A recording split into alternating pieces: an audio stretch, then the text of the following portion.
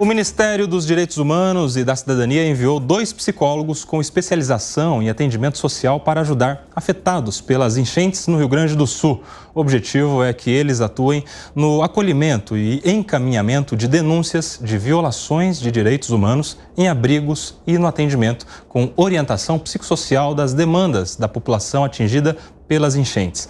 A ideia é que os profissionais foquem em grupos mais vulneráveis, como crianças e adolescentes, população idosa, pessoas com deficiência, comunidade LGBTQIA+, e pessoas em situação de rua. Está aí o Ministério dos Direitos Humanos enviando atendimento psicológico para o Rio Grande do Sul.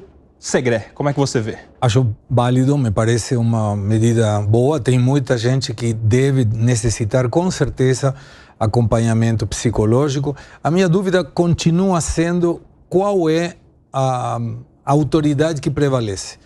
Porque deveria estar vinculado ao governo do Estado. O governador continua sendo a máxima autoridade constitucional do Estado.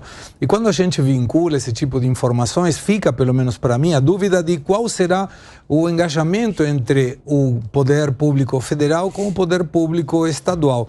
E tentar, logicamente, através da coordenação ou do governo federal ou do governo estadual, ou de ambos, trabalhando em conjunto, com universidades e profissionais desse lugar que possam ajudar também. 2 profissionais me parece muito pouco para o tamanho da tragédia. Mas se eles forem coordenar grupos de apoio psicológico que possam trabalhar em conjunto sobre a sua coordenação, me parece uma medida boa. Seria uma ideia de multiplicar, o Alan Gani, seria isso? O trabalho de coordenação, chegar lá, se associar a muitos outros psicólogos, tanto da rede estadual quanto das redes municipais. Por quê? 2 psicólogos para o quanto de pessoas afetadas, mais de 2 milhões de habitantes afetados no Rio Grande do Sul, não daria conta, né? Vai precisar ter um trabalho integrado de coordenação, é isso? É, exatamente. Você precisa aí de um grande contingente, eu acho que isso é muito válido.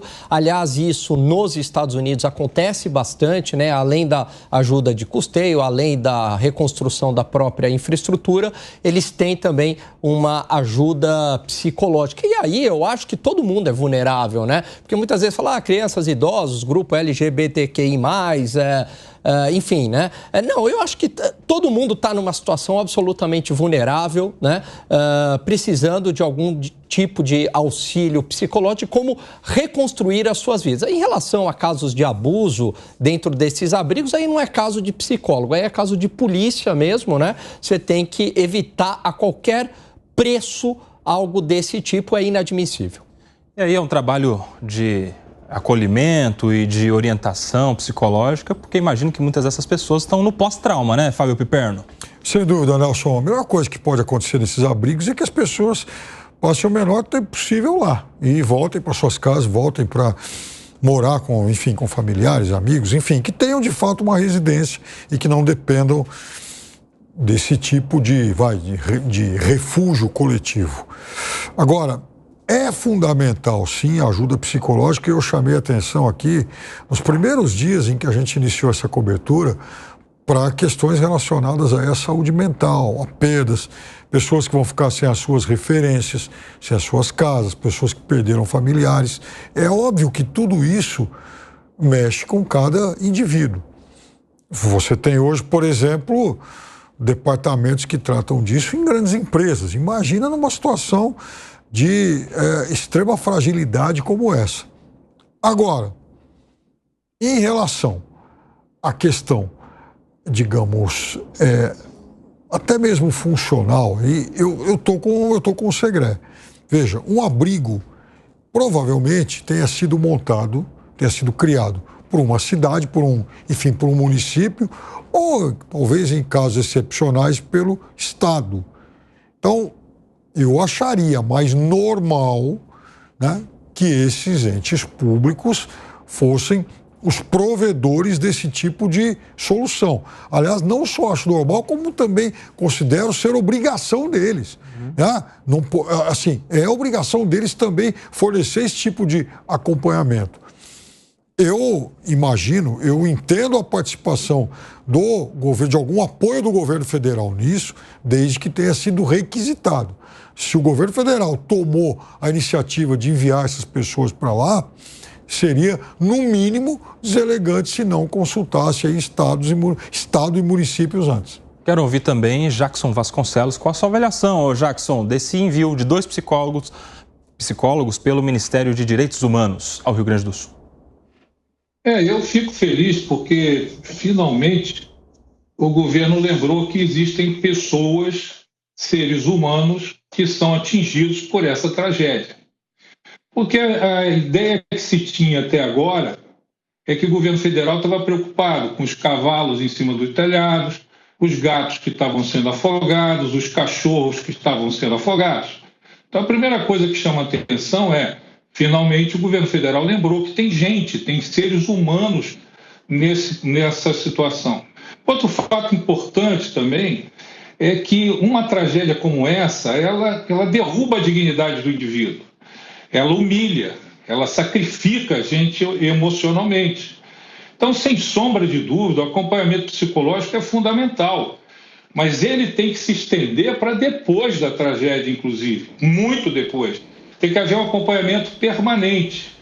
O governo não pode entrar nesse momento, né, simplesmente para fazer notícia ou tentar transferir responsabilidade para si mesmo, porque o momento é importante de grande visibilidade. Mas, sem dúvida, há que se aplaudir a medida. Eu acho que é correta a visão de que é preciso que isso seja feito numa aliança com o governo estadual e com o município, mas as pessoas que sofreram esses danos, para elas não interessa de onde vem o auxílio de onde vier será bem-vindo. Mas eu fico feliz, volto a dizer, que o governo federal começou a perceber que tem pessoas, seres humanos também nessa tragédia. Pediu Gustavo Segré.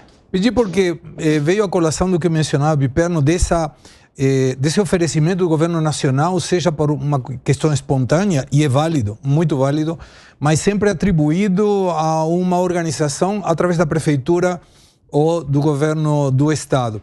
E eu vi, por exemplo, que a Infraero mandou técnicos para 3 aeroportos em Rio Grande do Sul. Passo Fundo, Sant'Angelo, se não estou mal lembrado, e Caxias do Sul. E o controle do aeroporto de Caxias do Sul era um controle da prefeitura. Bom, esses 11 técnicos que foram para Caxias do Sul foram solicitados que voltassem, mesmo que não tivesse custo para a prefeitura. E observando, Nelson, que o aeroporto de Caxias do Sul, de ter 2 voos quando abre, porque climatologicamente é muito ruim de abrir, mas quando ele está operativo, agora está tendo 6 voos comerciais, 20 voos no total. Então, me chamou a atenção de por que o aeroporto prescindiu da ajuda dos técnicos da Infraero. Estamos falando com o pessoal da cidade de Caxias do Sul para entender melhor, porque essa foi uma proposta também de ajuda da Infraero que não foi aceita quando todo mundo precisa de ajuda, né? Tá aí, inclusive o microfone da Jovem Pan aberto para qualquer desses citados pelo Gustavo Segré. Se quiser, microfones abertos aqui para qualquer esclarecimento.